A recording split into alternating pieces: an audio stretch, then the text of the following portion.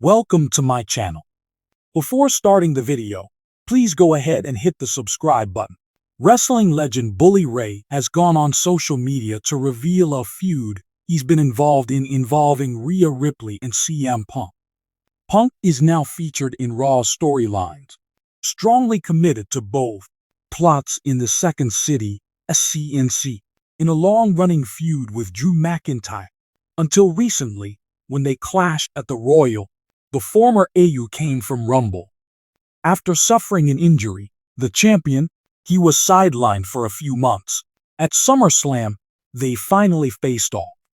Whereas Seth Rollins was the featured official presiding over the match, the Scottish. The first match was won by the Warrior, R. Ripley's conflict with Liv Morgan is comparable. The current also Hurt Mama defeated the Women's World Champion and failed to the spotlight for a couple of months, similar to Punk.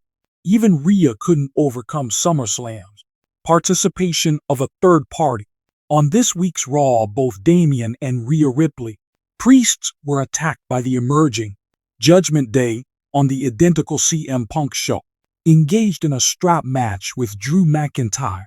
Battle at the Berlin WWE party. Bully Ray reached out to X to express his uncertainty which plot point he cares about the most. He boasted about how it's a boon for WWE. As a result, the narratives are intriguing at the Berlin Bash. It's going to be Morgan Verse and Dominic Mysterio. As a tag team, Varus and the Terror Twins recreate the energy of WWE's backstage. The atmosphere at Raw was charged with anxiety, so it may be easily sliced with a knife because the illustrious Triple H navigated his, meandering through the maze of corridors. I was consumed by a torrent of ideas, facing a predicament that had stressing him out for weeks. Conflicting tales involving two of WWE's most divisive figures. Rhea Ripley is a powerful figure in the female division. CM Punk, the world's self-proclaimed top dog, conflicted on whether to pursue loyalty or business. Regarding the trajectory of the business he assisted shape suddenly, Rhea Ripley was a Raw sensation. She rose to popularity in an extraordinary way. Soaring with each match she cemented, leaving a lasting impression as a formidable force. Ruined adversaries' paths and shattered aspirations following her. Her ties to, on the Day of Judgment, the feeling of impossible to defeat in Triple H's history, her unwavering determination, characteristics of an unrepentant demeanor. Recalling his memories of his youth, I felt uneasy whenever I thought about journey she was enduring, the shadowy pull-up, with Finn Balor at the helm on Judgment Day, her into a formidable figure who appeared very nearly foreign and beyond our control. CM Punk's return to WWE was on the spectrum, ranked high among the most discussed key occasions in the history of wrestling. Following many distant, Punk's comeback rekindled old feelings.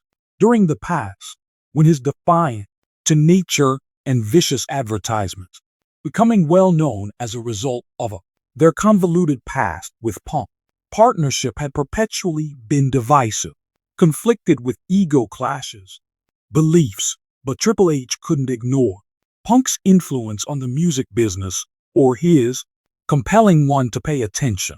But despite his admiration for Punk's legacy, he was aware that Punk's often caused mayhem in his wake and his present. The narrative on Raw was also not unique to say. The audience was split. Some perceived Punk as deliverer of hope, a voice that could at last rev up the engines of WWE. Fans saw him as a real-life time bomb, device that is imminently going to explode. Join him in taking the firm down Rhea, while on the other side had everyone's backing up the Day of Judgment, and consequently, section of the team's members who held the view that maintaining control required her to take the lead. Division among women, both cherished and dreaded. Triple H shifted into guerrilla mode, in which the program was being administered. Rhea Ripley's promotional video was shown on screen. As she spoke to the unwashed mob, both her words and her behavior were incisive. In a frightening manner, she revealed her intentions to annihilate everybody who had the gall to oppose her, rule, and the events leading up to the Day of Judgment. Certain to succeed, the audience consisted of merriment and alcohol. However, it was evident that Rhea was an intimidating presence. As Triple H observed, he felt compelled to experience a mixture of pride and concern. The NXT system produced Rhea. He had fostered her growth and witnessed her success, placed him on the main roster, which confirmed his struggle with the shadows that encircle the impact of the Day of Judgment on her, his knowledge of the nature of what authority might accomplish to an individual, and he was terrified of what it could hurt, that Rhea could become disoriented in the procedure. Simultaneously with the debut of Rhea's promotional video, the scene shifted to an area behind the scenes where the interviewee, CM Punk, was his regular, assured, articulate, and complete contempt for those who dared to challenge him. Punk revealed his plans during Raw, why he was brought in to clean up the business, regarding the immorality that had crept into. He fired rounds at the center of the present. Previous complaints brought to light by management, implying that they will bring down everyone who stood in his path, including, were looked at, protected from all harm. Cranking up his volume, Triple H, he found that Punk music was just as divisive as constant manipulation of buttons and fueling a blazing inferno. Stir. But some of the claims made were of his statements, and the reality was complicated. Triple H's choice. Raw may have benefited from the new, uninhibited energy that Punk could have brought. May bring advantages and disadvantages, however, allowing Punks to act irrationally posed massive. What WWE really needed was a different public. The consequences as the program went on. A Triple H, while pacing restlessly in his office, he had scheduled meetings and needed to make judgments, but thoughts of Rhea kept resurfacing in his head, as well as Punk, who stood for two extremely several facets of the company, the Rhea, Punks, and the women's division's future, who clung to the past and would not let go.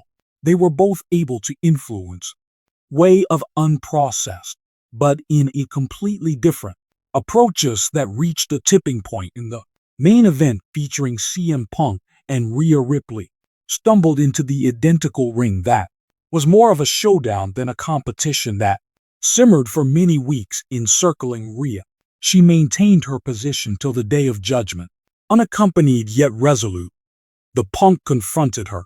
Feelings of tension were tangible when the two spoke into one another, with both attempting to how they stack up against the other. Triple H observed from a distance, fully aware that this very second could determine Raw's fate. When Punk and Rhea fought, it might all repeat separate locker room, but it might craft a plot that would culminate in enduring as a titanic rivalry throughout history. If WWE had ever witnessed what was at stake, how much it cost when the show aired its last episode, Triple H was aware that he needed to choose a choice. He had complete control over Raw's destiny, would be able to take Rhea's side in her defense, supremacy, and the ascent of the judgment every day, or he could give him the liberty to transform unprocessed into his own likeness. I thought all options were good in their own ways, risks, yet it was obvious that there was no room for compromise. The mythology was trouble, caught between two loyalties, one to the, while valuing both the present and the past. He felt certain that his choice might lead to consequences that experienced for a long time after he departed. That night at the arena, he was unable to move. That unsettling sensation that Raw was going to change irrevocably.